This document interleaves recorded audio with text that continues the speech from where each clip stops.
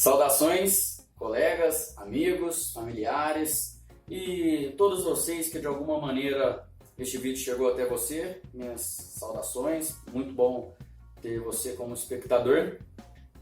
Meu nome é Vinícius, sou engenheiro de saúde e segurança e hoje eu estou aqui para falar do tema do momento, o coronavírus.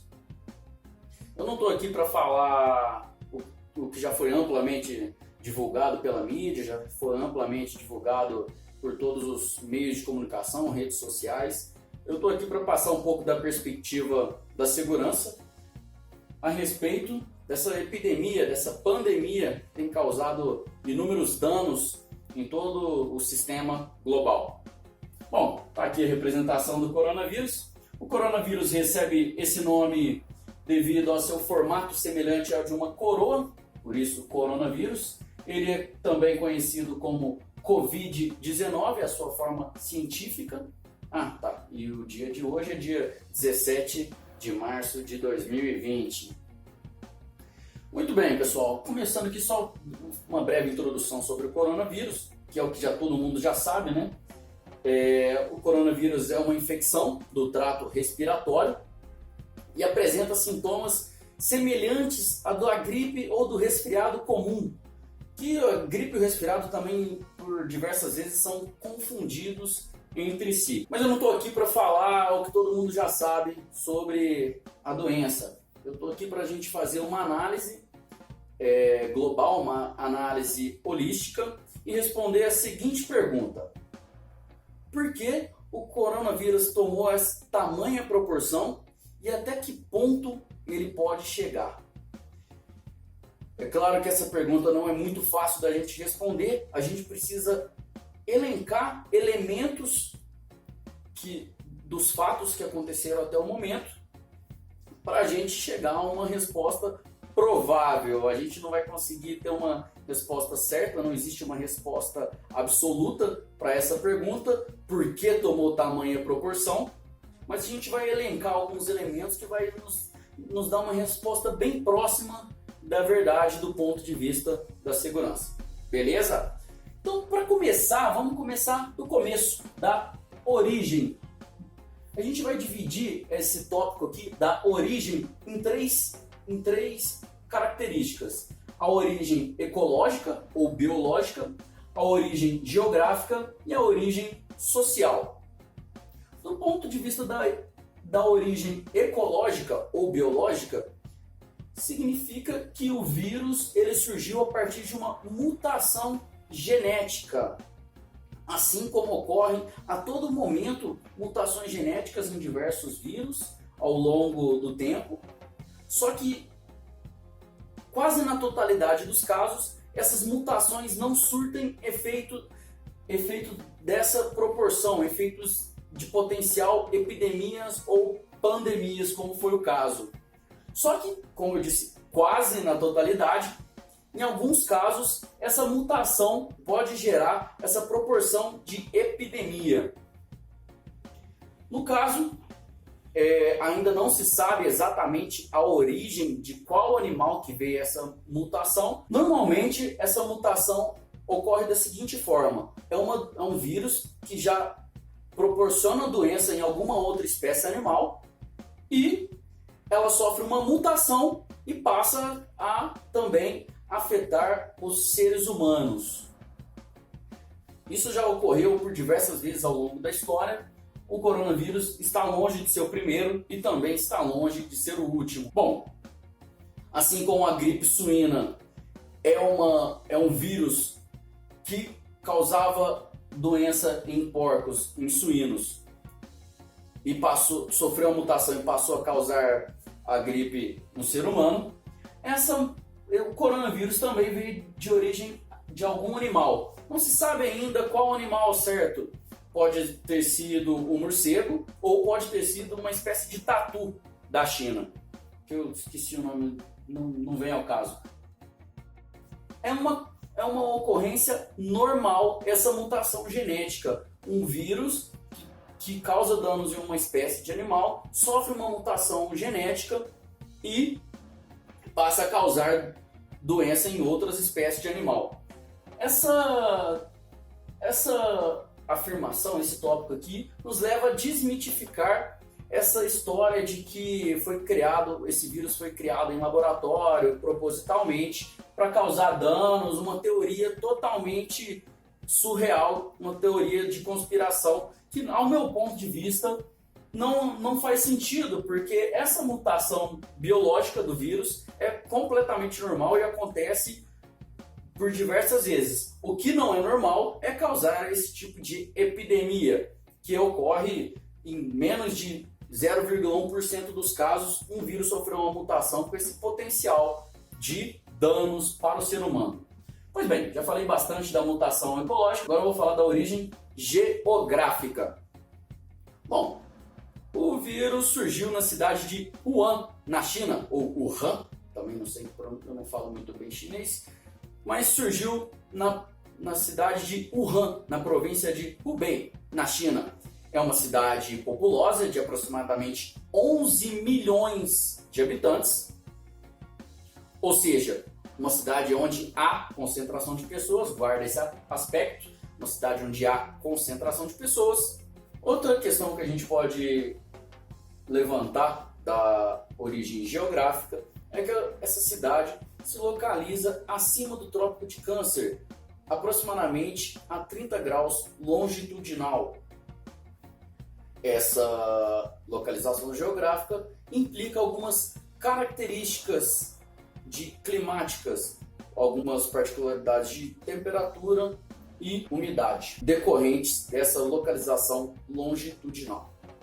Essa localização geográfica, na época do ano onde teve a origem o coronavírus, que foi aproximadamente na data de 29 de dezembro de 2019, quando surgiram os primeiros casos, essa localização geográfica estava na estação do inverno.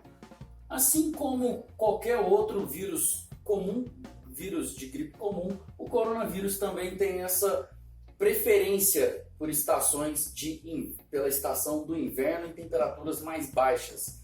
Bom, já na questão que envolve a origem social do coronavírus, ela ocorreu da seguinte forma: na cidade de Wuhan começaram a surgir um surto de pessoas com pneumonia.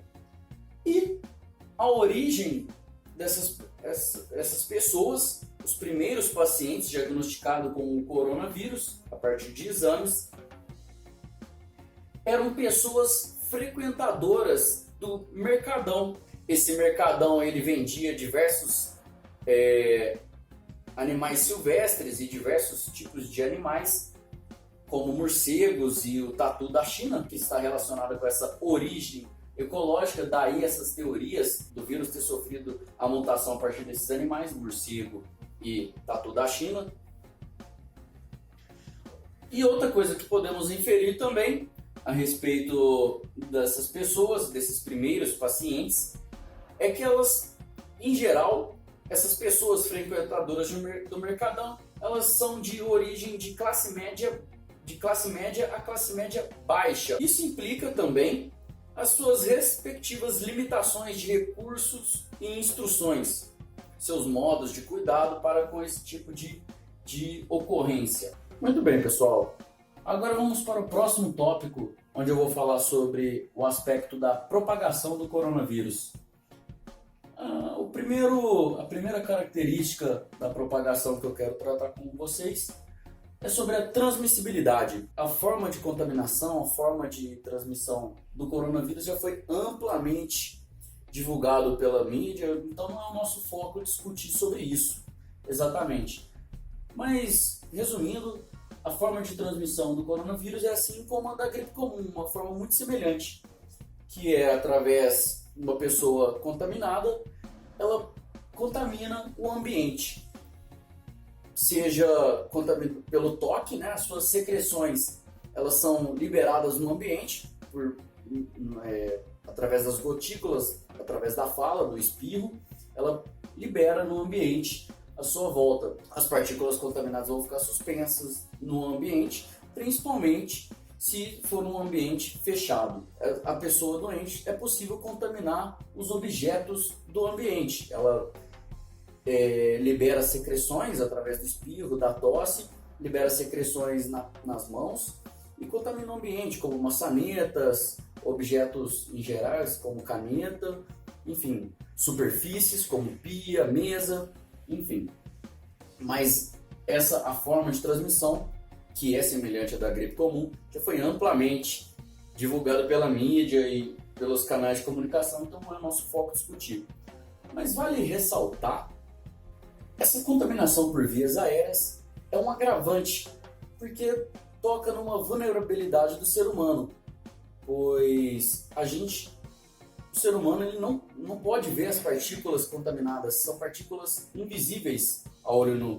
Então a gente não vai saber qual o ambiente contaminado. A gente não vai poder evitar essa contaminação por vias aéreas, a não ser com o uso de máscaras. Bom, a outra vulnerabilidade humana, que envolve esses dois tópicos aqui, a transmissibilidade e a incidência acelerada, é o fato de que o ser humano não reconhece o vírus do coronavírus. Como ela é uma nova estirpe, é um novo formato genético, assim que o vírus entra em contato com o hospedeiro, o ser humano, o vírus já consegue se propagar, se multiplicar em alta velocidade e o ser humano não reconhece como um vírus. Então, qualquer pessoa que tiver o contato com o agente agressivo vai desenvolver, o vírus vai se multiplicar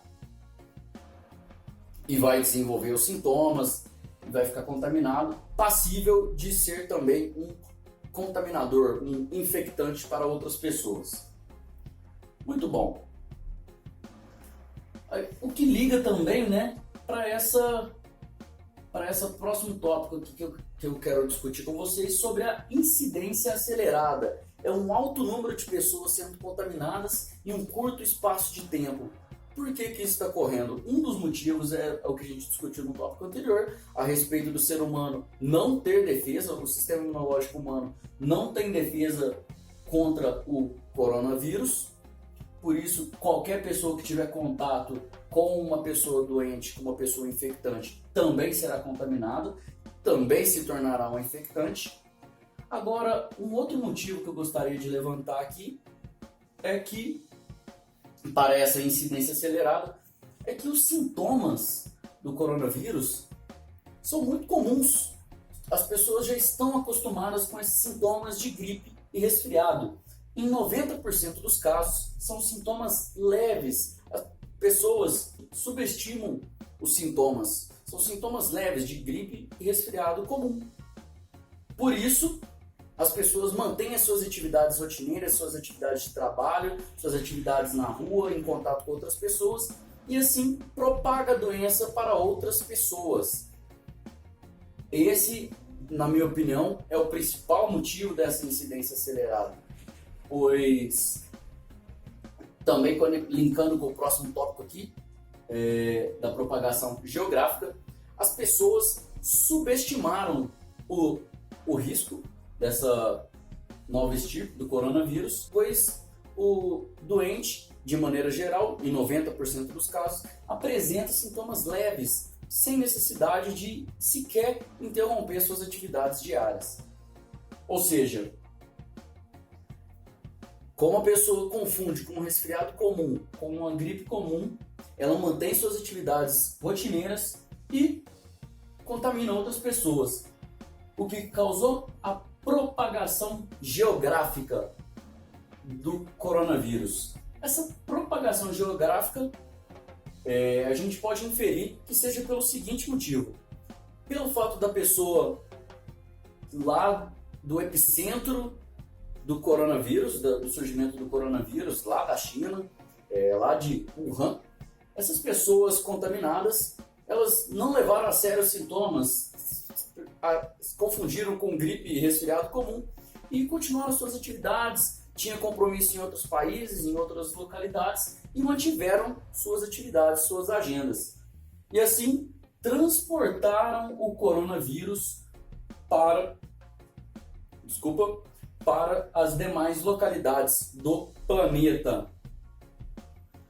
Essa localização geográfica também se dá pelo seguinte motivo: os demais países eles subestimaram o risco de propagação, subestimaram o risco de destruição do coronavírus. Então, eles não tomaram medidas preventivas e permitiram que o vírus mantiveram as suas atividades normais sem sequer se preocupar com o risco de propagação em seu próprio país. Ou seja, negligenciaram o risco de pandemia, de epidemia dentro de seus próprios países. A gente pode observar no mapa mundi, onde indica o número de casos em cada país, que o vírus tem uma maior incidência nos países nórdicos, ou seja, os países que se localizam na região norte do planeta, principalmente acima do Trópico de Câncer e abaixo dos 60 graus longitudinais. É uma faixa do planeta que de alguma maneira eu vou tentar mostrar para vocês aqui no vídeo, onde o vírus tem uma maior aderência, ele gosta mais dessa faixa. Assim como o vírus da gripe comum, eles têm uma preferência por essa condição climática, um clima um pouco mais frio, que nesse período, nesse exato dia, 17 de março, e ainda está na estação do inverno. Bom, existem outros países fora dessa estação do inverno que também tiveram casos de coronavírus, como é o exemplo do Brasil, mas o vírus tem uma maior dificuldade de se propagar nessa estação do ano. Ou seja, já linka aqui também com o próximo tópico aqui, a sazonalidade. O vírus tem a preferência por estações mais frias. Bom, temos a sorte no Brasil de que a maior parte do país está acima do Trópico de Capricórnio, ou seja, no clima tropical, um clima quente e úmido, onde o vírus não gosta muito desse tipo de clima. O clima tropical, o clima equatorial, proporcionam temperaturas muito quentes para o bem-estar do próprio vírus. Engraçado, né? Nessas condições, o vírus fica mais incomodado do que o próprio hospedeiro. É claro que são apenas teorias, a gente ainda não tem uma certeza absoluta de como se comporta o coronavírus nas diversas temperaturas, nas diversas condições climáticas, mas por padrão o vírus da gripe, o vírus do resfriado, da gripe comum, tem mais aderência ao clima frio, os vírus que se dispersam de pessoa para pessoa, claro. Os vírus que têm uma maior preferência por climas quentes são aqueles que precisam de um vetor para se propagar por entre os seres humanos, que é o caso do vírus da dengue, por exemplo.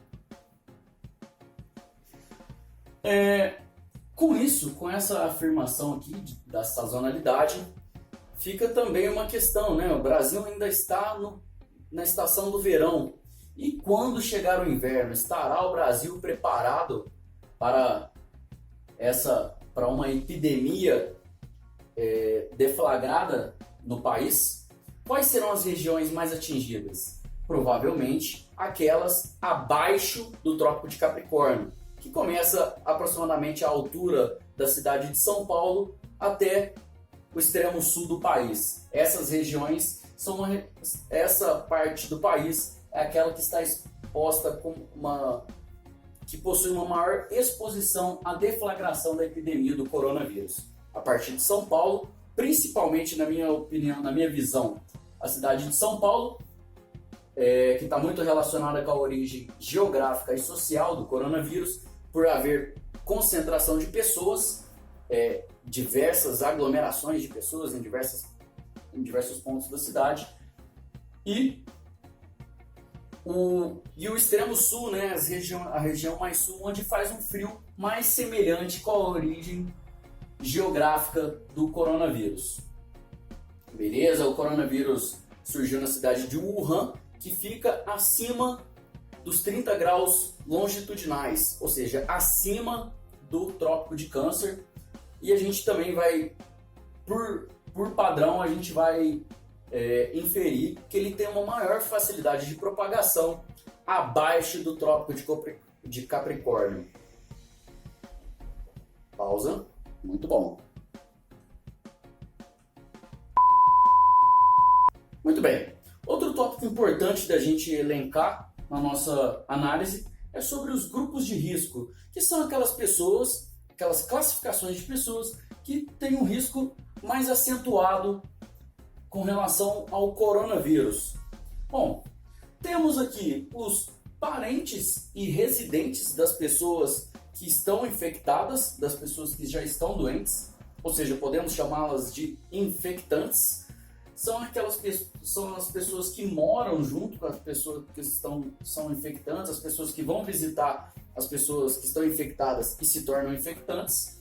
Essas pessoas que moram junto com uma pessoa que está doente, que está infectada, a probabilidade de contrair também o coronavírus é próxima de 100%, porque ela vai estar convivendo no mesmo ambiente, tocando nos mesmos objetos, respirando o mesmo ar. Então, para essas pessoas que moram na mesma casa, no mesmo ambiente, que pessoas que já estão doentes, a probabilidade é bem próxima de 100%. A não ser que, claro, que tome cuidados muito especiais, medidas de segurança muito especiais. Mas vale ressaltar que os sintomas do coronavírus, na sua grande maioria dos casos, são sintomas leves. Então, eu não vejo uma forma... eu não vejo a necessidade de, por exemplo, isolar um doente no quarto e deixá-lo sem contato absoluto com nenhuma pessoa no mundo. Os cuidadores, algumas pessoas terão que se encarregar, os familiares normalmente, e as pessoas que moram com essa pessoa que já está doente, se encarregarão dos cuidados de estar ajudando essa pessoa e provavelmente também será contaminada e ficarão isolados ambos com sintomas leves por 14 dias até passarem os sintomas, que na sua maioria dos casos são sintomas leves. É claro, em caso de agravamento desses sintomas, ambos devem procurar assistência especializada, os médicos, os hospitais. Mas até então, até aí, que fique as pessoas isoladas entre si, né? As pessoas dentro da própria casa, contaminadas, mas isoladas, não permitindo que o vírus se propague daquela casa para outros ambientes, para outros lugares, para outras pessoas. Beleza? Bom, outro grupo de risco, que também é bastante óbvio, são os profissionais de saúde, que são aquelas pessoas que vão ter contato direto também com as pessoas doentes, que elas vão ser procuradas pelas pessoas que estão doentes e por várias pessoas doentes no mesmo dia, por diversos tipos de doenças diferentes. Então são pessoas que estão mais expostas a ter esse contato, pela frequência de atendimento, pela frequência de proximidade com pessoas doentes, com pessoas infectadas. Agora, vamos falar dos grupos de risco, não do risco de uma exposição acentuada, mas sim de uma vulnerabilidade maior, que são as crianças e idosos. Principalmente tem se observado para o coronavírus que ele é mais agressivo principalmente para os idosos, que são pessoas que têm o sistema imunológico já um pouco debilitado no caso dos idosos, e as crianças têm o sistema imunológico ainda em formação. Então, por esse motivo, o coronavírus é mais agressivo para essa classe de pessoas, crianças e idosos, principalmente os idosos.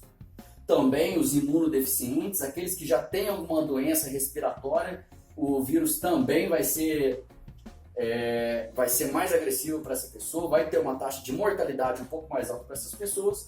E um grupo de uma classificação que ainda não foi divulgada pela mídia, que eu levantei pelos elementos, né? Os fumantes. Os fumantes são mais vulneráveis a todo e qualquer tipo de doença respiratória, seja o câncer, seja infecção respiratória comum por outro vírus.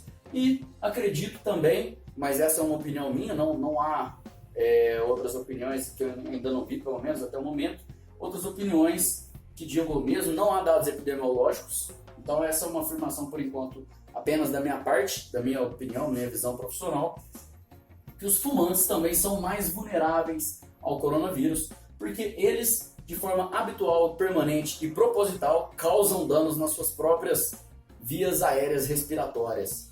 Então, com o tempo, as suas próprias vias aéreas respiratórias já estão danificadas, estão intoxicadas, estão mais vulneráveis e suscetíveis a contrair algum tipo de vírus, algum tipo de infecção, e o coronavírus é exatamente uma infecção das vias aéreas respiratórias.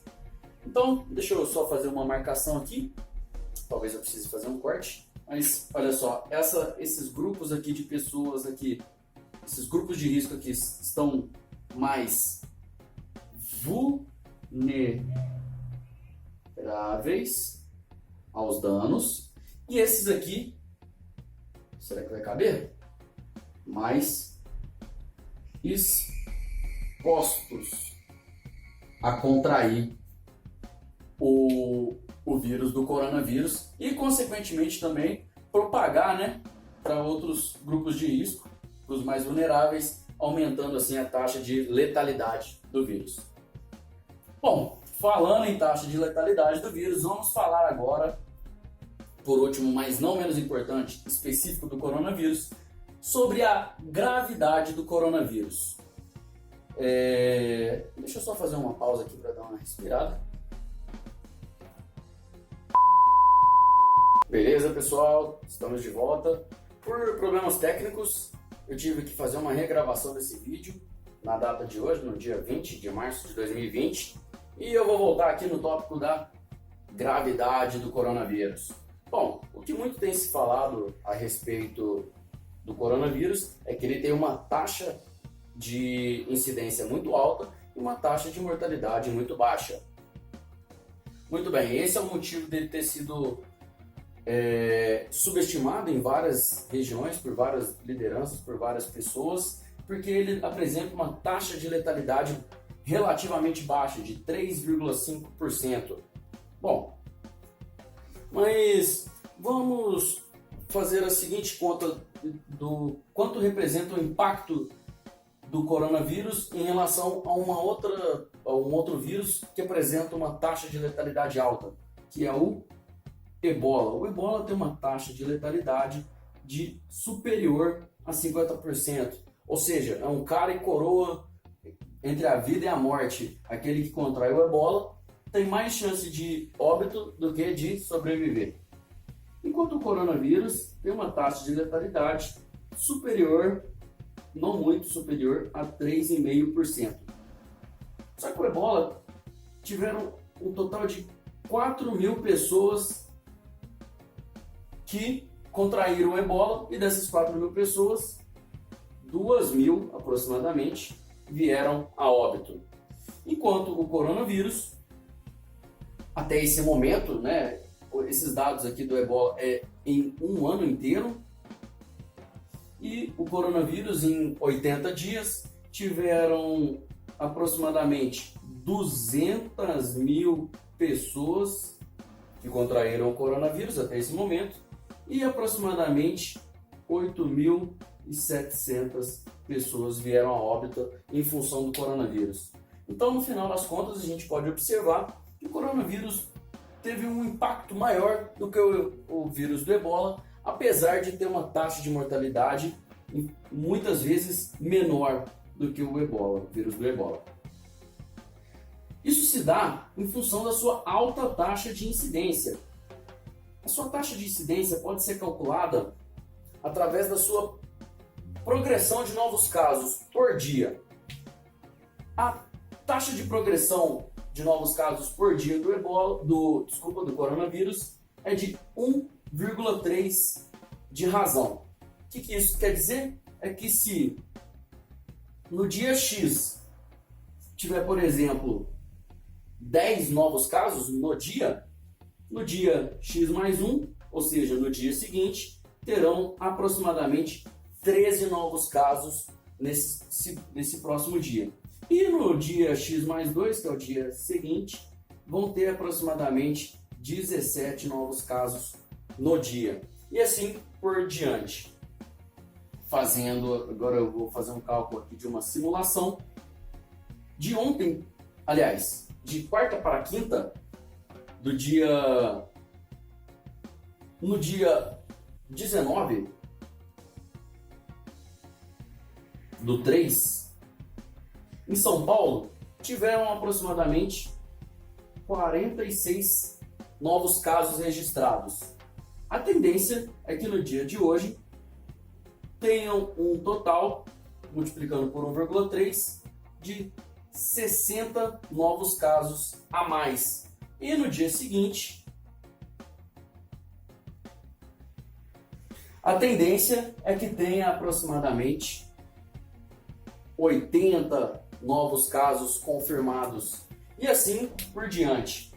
Na cidade de São Paulo, na data de hoje, dia 20, temos, no dia 20 do 3, temos 286 casos confirmados até o momento. Se for seguir essa razão de progressão, de 1,3 novos casos de casos novos por dia, no dia 20 do mês que vem, 20 do 4, se as condições se manterem as mesmas e a razão de progressão continuar as mesmas, no dia 20 do 4 teremos aproximadamente 400 mil casos confirmados na data de 20 do 4. E fazendo aqui, deixa eu fazer uma conta rápida aqui, né? Vezes 0,03,5%. Isso significa essa taxa de letalidade de 3,5%. Isso significa 14 mil óbitos. É claro que isso são apenas números. Os números não servem para representar com precisão a realidade, mas se mantiverem essa razão de proporção de novos casos, a tendência é que em 30 dias haja 400 mil pessoas contaminadas e dessas 400 mil pessoas contaminadas, 14 mil pessoas virão a óbito se as condições se mantiverem as mesmas. Tópico da gravidade, fica aí a consideração que a gente pode fazer, que apesar de ter uma taxa de letalidade relativamente baixa, devido à sua alta progressão, sua alta taxa de incidência, ela é capaz de impactar muitas pessoas, de causar o óbito de muitas pessoas em um curto espaço de tempo. Muito bem. Feita essa consideração aqui do coronavírus a respeito da origem, a propagação, os grupos de risco e a gravidade, eu retomo uma pergunta, né?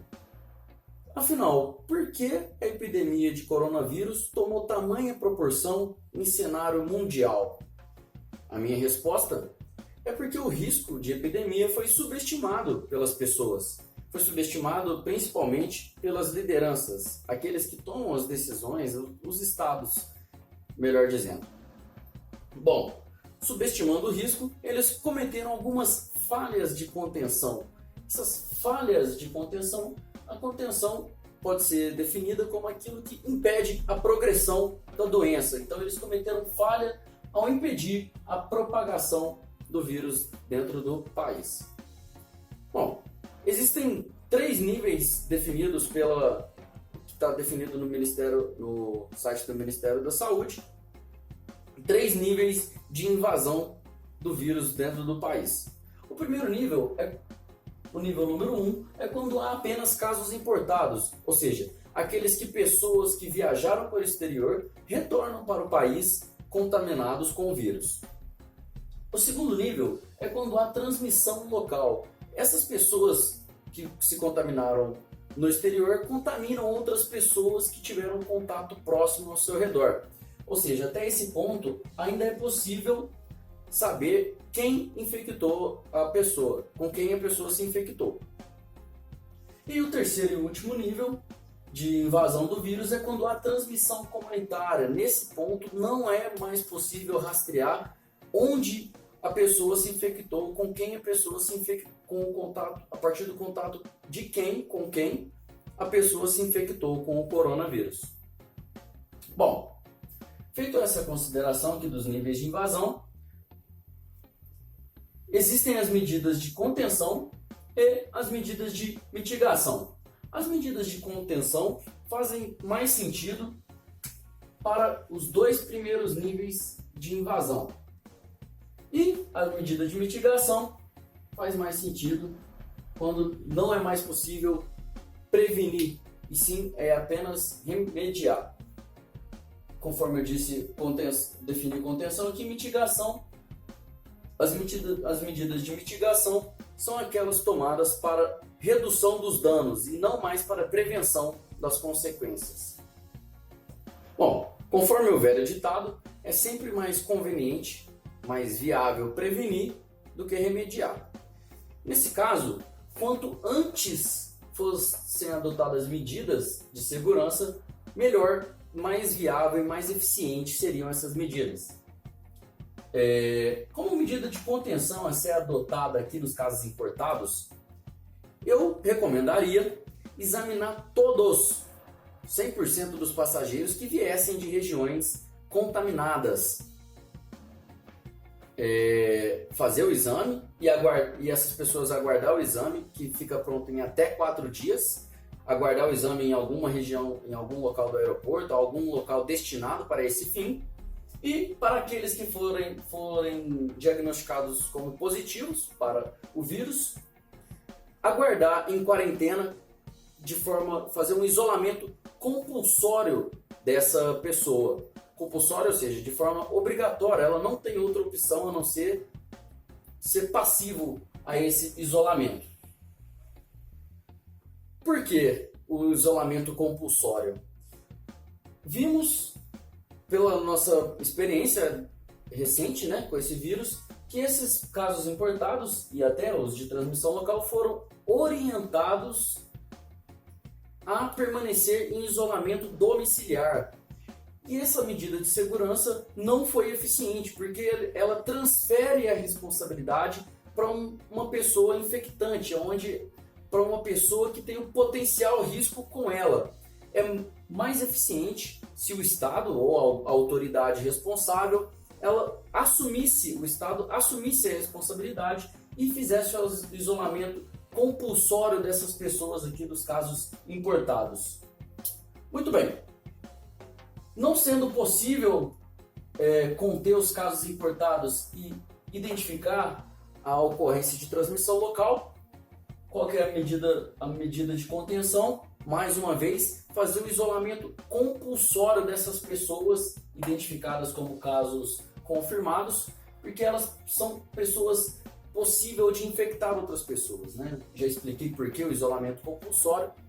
E fazer o monitoramento dessas pessoas de forma permanente e ostensivo, se for necessário, né? Não permitir que essas pessoas circulem por entre a sociedade para que o vírus não chegue ao último nível de invasão, que é onde há transmissão comunitária. Bom, nesse nível, essas medidas de isolamento compulsório já não são mais eficientes, porque não é possível mais detectar todos os casos de pessoas contaminadas. Então, restam agora medidas de mitigação, apenas para redução dos danos que o vírus pode causar por entre o sistema, por entre a sociedade. Eu vou listar algumas possíveis medidas de mitigação aqui para vocês, que devem ser adotadas nos próximos dias ou já estão sendo adotadas nesse momento, que são em função dessa transmissão comunitária. A primeira delas é ter o controle da doença, ou seja, fazer um monitoramento epidemiológico do avanço da doença. Essa medida de segurança, essa medida estava sendo feita até poucos dias atrás. Até quarta-feira, dia 18, a gente ainda conseguia acompanhar os dados pela plataforma do Ministério da Saúde, mas no dia de hoje eu acessei o site está fora do ar, no dia de ontem também já estava fora do ar, então a gente não consegue fazer esse acompanhamento epidemiológico, a sociedade não consegue fazer o acompanhamento junto com as autoridades. não sei se as autoridades estão ocultando dados, qual que é o motivo de não estar divulgando os números, mas uma das medidas seria fazer esse acompanhamento epidemiológico. Outra medida de mitigação seria a construção, tal como a China fez, fazer a construção de uma unidade de tratamento exclusiva para os casos confirmados de coronavírus, para evitar que pessoas com outras doenças que vão procurar também o sistema de saúde também se contaminem com o coronavírus apenas pelo fato de estar no mesmo ambiente de outras pessoas contaminadas. Bom, uma campanha que está sendo amplamente divulgada é a campanha de isolamento social, ou seja, por meio de decretos e de leis e divulgação pelas mídias, as pessoas estão sendo orientadas a permanecer em casa e sair apenas para comprar apenas o essencial de supermercado e farmácia, enfim. Essa medida de segurança tem uma boa eficiência, no sentido de que se a pessoa permanecer em casa, se as pessoas permanecerem isoladas, elas não terão contato com pessoas doentes, teoricamente, e assim a doença vai ser contida e não avançará para essas pessoas que permanecerem em seus lares. Por isso esse tamanho de campanha, né, para fazer o isolamento social. Mas fica algumas questões aqui que a gente pode dizer sobre esse isolamento social, né? Porque ainda estamos no período do verão, aliás, no dia de hoje estamos entrando no outono, e o vírus tem uma tendência de propagação com mais intensidade na estação do inverno. Ou seja, até quando as pessoas vão ficar isoladas em casa, até quando os estabelecimentos vão deixar de funcionar, por quanto tempo a sociedade vai conseguir se manter em isolamento social? Será que vai surgir uma solução milagrosa até o inverno passar? Não sei se é possível. Muito bem. Outra medida de segurança que a gente pode propor é dar uma atenção especial aos grupos de risco, principalmente aqueles mais vulneráveis e principalmente ainda, mais uma vez, aos idosos e imunodeficientes, porque eles são as partes mais afetadas pelo coronavírus. Eles compõem a maior parte do número de óbitos em função do coronavírus. E que tipo de atenção especial seria essa, né? Principalmente aos idosos? Fazer o rastreamento desses idosos e oferecer abrigos em quarentena. Porque, mais uma vez, quando a gente orienta a pessoa, orienta os alvos que a gente chama a fazer o isolamento domiciliar, o Estado, as autoridades, a liderança está transferindo a responsabilidade pela segurança das pessoas para essas pessoas. E se as autoridades oferecem um abrigo, oferecem uma quarentena para as pessoas ficarem isoladas, ele está assumindo a responsabilidade desse local, ele está assumindo a responsabilidade pela segurança e pela saúde dessas pessoas aqui dos grupos de risco. Até porque nas outras classes de pessoas, né, as pessoas em idade saudável ou que não possuem imunodeficiências, a taxa de letalidade é muito baixa. Seria suficiente o atendimento proporcionado pelo sistema de saúde padrão, pelo sistema de saúde público existente no momento. Por último, mas não menos importante, como medida de mitigação, o Estado, as autoridades, né, os responsáveis, devem oferecer um atendimento aos agravados, né, aqueles casos mais graves, onde o coronavírus atinge o estágio de pneumonia ou SARS, síndrome respiratória aguda grave. Então, as autoridades deveriam também oferecer esse atendimento especial para as pessoas que chegarem no estágio mais avançado da doença. Muito bem, pessoal. Depois de conhecer todos os elementos, depois de fazer essa abordagem holística do coronavírus, do risco de epidemia, a gente tem condições de fazer projeções, ou seja, fazer estimativas de um cenário futuro. Essas estimativas são importantes porque dessa maneira a gente consegue antecipar de alguma forma ao risco, às consequências e aos danos. Beleza? Essas projeções, é claro que são muito difíceis de serem feitas porque elas envolvem uma combinação complexa de fatores, então ela é muito difícil de ter uma precisão, mas a gente consegue chegar a um resultado bem próximo daquilo se a análise for bem feita, beleza? Bom, vamos ao resultado da projeção. É claro que outros especialistas, outros profissionais podem ter projeções diferentes por diversos motivos, por ter um ponto de vista diferente, mas do meu ponto de vista profissional, eu cheguei a esse resultado. Que na cidade de São Paulo haverá 0,8% de pessoas contaminadas, ou seja, 0,8% da população total da grande São Paulo. Eu disse cidade de São Paulo, mas eu quis dizer a metrópole, né? A grande São Paulo. Haverá 0,8% da população total de contaminados, ou seja, 160 mil pessoas contaminadas. Por que eu cheguei a esse número? Eu cheguei a esse número baseado principalmente no número de infectados na cidade de origem do coronavírus, a cidade de Wuhan, na China. Lá há uma população de 11 milhões de habitantes e houveram aproximadamente 81 mil pessoas infectadas.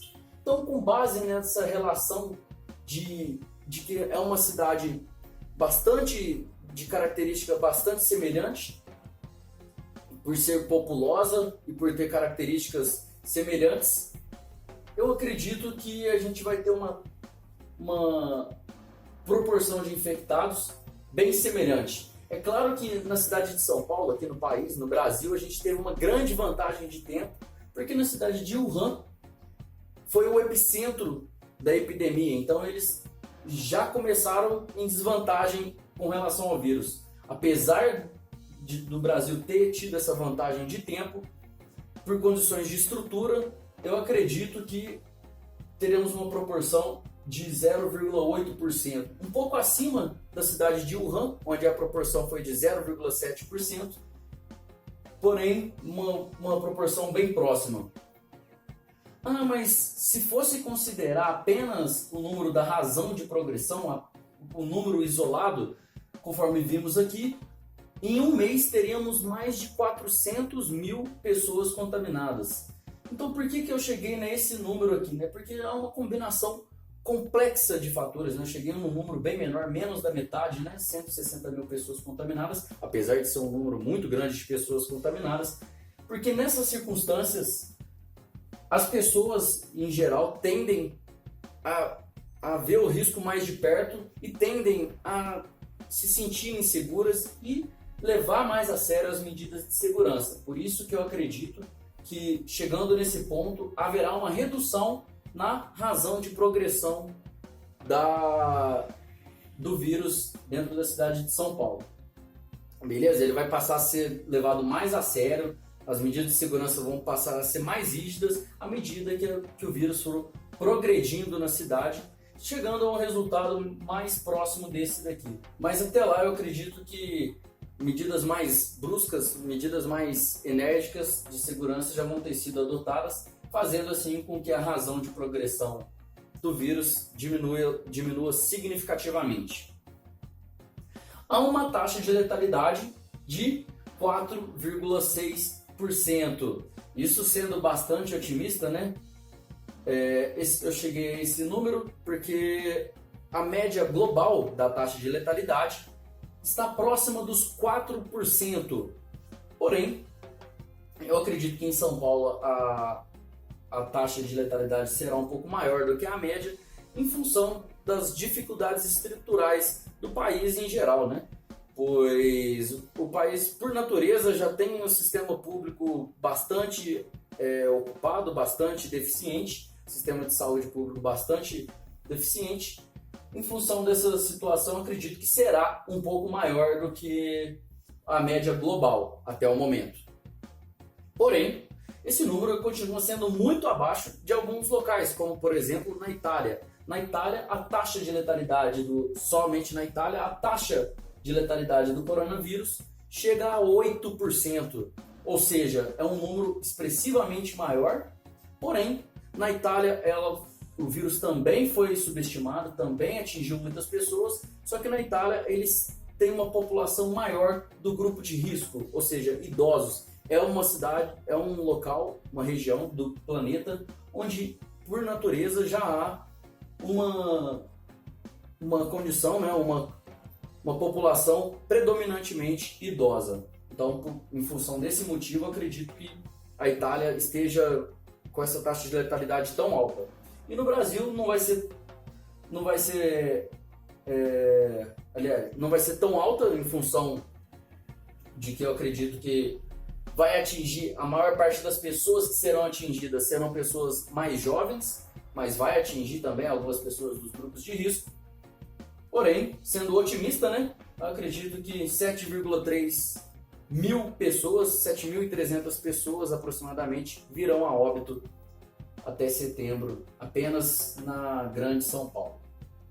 Beleza? É claro que eu não quero ser um mensageiro da desgraça, um mensageiro de más notícias, é sempre desagradável, mas se as condições se mantiverem, conforme eu disse, né, uma combinação de fatores, se os fatores se mantiverem semelhantes ao do cenário atual, ou que tudo indica, eu não vejo uma grande mobilização por parte da liderança, por parte das autoridades, para tentar reverter essa situação o mais rápido possível. Eu vejo tudo caminhando de forma muito, muito lentamente, até entender a gravidade da situação.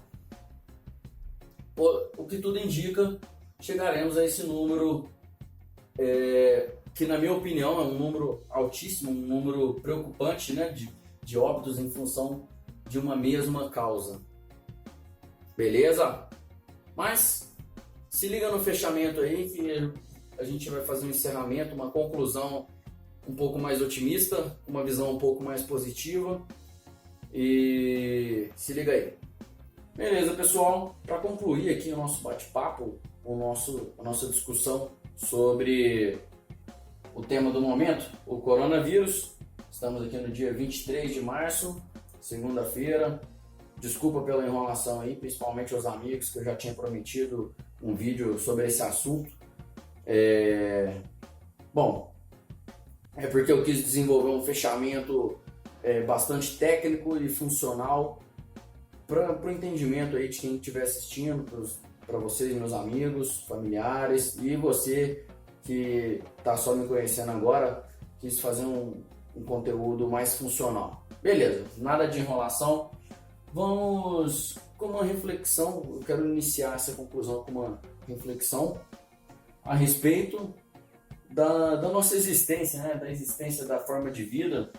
A vida em si, tanto o vírus quanto o ser humano, os animais, a vida em si está num constante ciclo de adaptação com relação à natureza, com o objetivo de prosperar.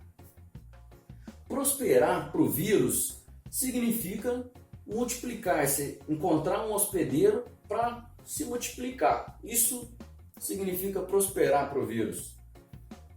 Para o ser humano, existem várias formas de prosperar, como por exemplo, do ponto de vista social, talvez o enriquecimento, a sobrevivência do ponto de vista biológico. Do ponto de vista competitivo, prosperar significa vencer. Do ponto de vista psicológico, prosperar significa a felicidade. Enfim, para o ser humano existem várias formas de prosperar. Cada pessoa, cada forma de vida tem a sua maneira de prosperar. E para o vírus, prosperar significa multiplicar-se. Para multiplicar-se, ele precisa encontrar um hospedeiro. E ele se adaptou a um novo hospedeiro, no caso, o ser humano. Para o vírus, fazemos parte da natureza, assim como para o ser humano, o vírus faz parte da natureza. Tudo depende do quê? Do ponto de vista, beleza? Para o ser humano prosperar com relação a essa nova condição, a gente precisa se adaptar à natureza desse novo vírus, beleza? E nesse caso, estamos vivendo sob o risco de contaminação. A melhor solução contra um risco de contaminação, contra um vírus, em geral, é a eliminação desse vírus, a eliminação da circulação desse vírus. Isso é feito pela imunização, ou seja, através de vacinas. Até o momento, na data de hoje, 23 de março de 2020, ainda não temos uma vacina para essa nova forma de vírus, para o Covid-19. E nem temos perspectiva de quanto tempo precisamos para desenvolver uma vacina para o Covid-19. Talvez 1 ano, talvez ou mais, ou 2. Então, temos que usar a segunda melhor maneira de nos adaptar, que seria controlar esse risco. Como? A partir do isolamento e higienização. Essa é o melhor que podemos fazer até o momento para combater o risco de contaminação, para nos adaptar e prosperar nesse momento. Para isso, eu quero aplicar uma ferramenta da segurança, que é a análise de risco. O primeiro passo da análise de risco é identificar esse perigo, ou seja, para o risco de contaminação, vamos identificar fontes contaminadoras.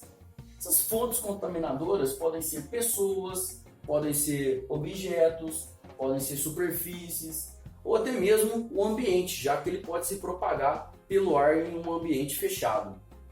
Então, para identificar essas fontes contaminadoras, a gente pode fazer a seguinte pergunta: é possível estar contaminado? É possível essa pessoa estar contaminada? Ou é possível esse objeto estar contaminado? Ou então, é possível essa superfície estar contaminada? E por fim, é possível esse ambiente estar contaminado? Bom, se a resposta for sim, a ação imediata é isolar ou higienizar essa fonte contaminadora. Ou seja, se isolar dessa pessoa, se for possível, manter uma distância de pelo menos 1,5 metro, 2 metros, porque até que se prove ao contrário, a pessoa pode estar contaminada, o objeto pode estar contaminado, a superfície pode estar contaminada, ou o ambiente pode estar contaminado. Então, se a resposta for sim, se manter a distância da pessoa que é possível estar contaminada, higienizar os objetos que você precisa tocar, ou então evitar tocar os objetos que outras pessoas contaminadas possam ter tocado. O mesmo vale para a superfície. Se a superfície pode estar contaminada, se é um ambiente onde é possível que tenha passado uma pessoa doente, então é possível da superfície desse ambiente esteja contaminada. Então, se a gente puder evitar tocar superfícies nesse ambiente, ou então, se não for possível evitar tocar, higienizar o ambiente onde é possível a superfície estar contaminada.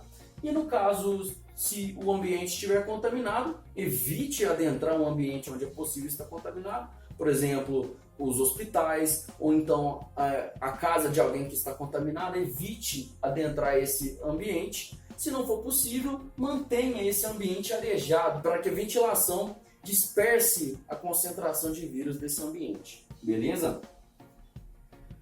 E, não menos importante, a próxima ação é proteger as pessoas da contaminação.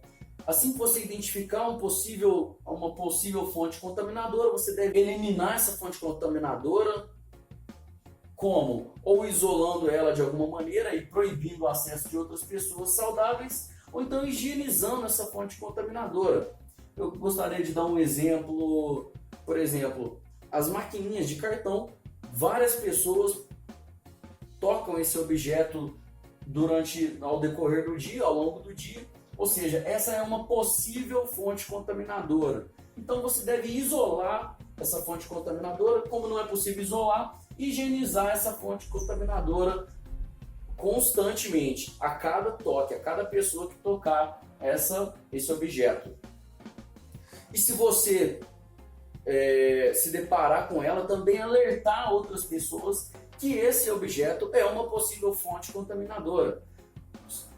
Não só as maquininhas de cartão do comércio, como também os caixas eletrônicos, dinheiro também é uma possível fonte contaminadora, maçanetas, interruptores de ambientes públicos, enfim. Existem algumas fontes contaminadoras padrão que a gente também deve proteger outras pessoas de se contaminarem. Essa medida de isolamento e higienização, ela não vai solucionar nosso problema. A solução que temos como padrão até o momento são as vacinas. O isolamento e a higienização, estamos ganhando tempo, nos mantendo saudáveis por mais tempo, até que a solução definitiva, no caso, por padrão, são as vacinas, estejam preparadas para chegar até você, até a sociedade como um todo.